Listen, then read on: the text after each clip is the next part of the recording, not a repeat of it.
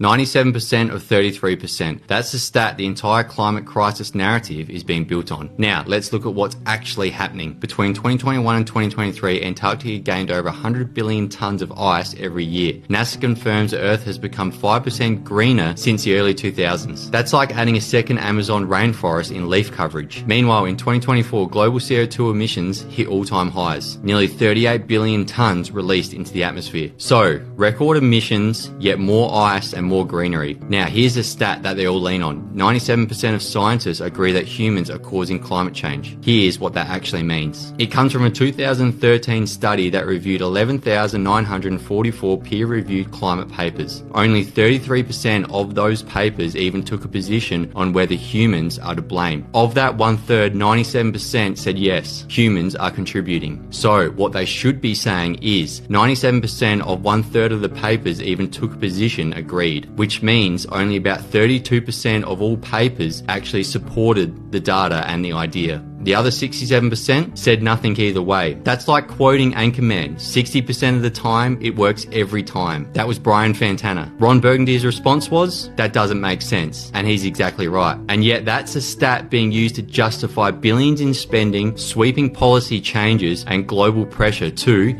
act now. We're being told human-made climate change is the crisis, but the more you look at the data, the less it adds up. Earth's climate has moved in cycles, long before humans and long after us. And if the ice were disappearing and the planet were browning, you'd never stop hearing about it. But because the facts don't fit the narrative, you hear crickets. It's not denial, it's common sense. And it's about time we start asking the right questions. What's your thoughts?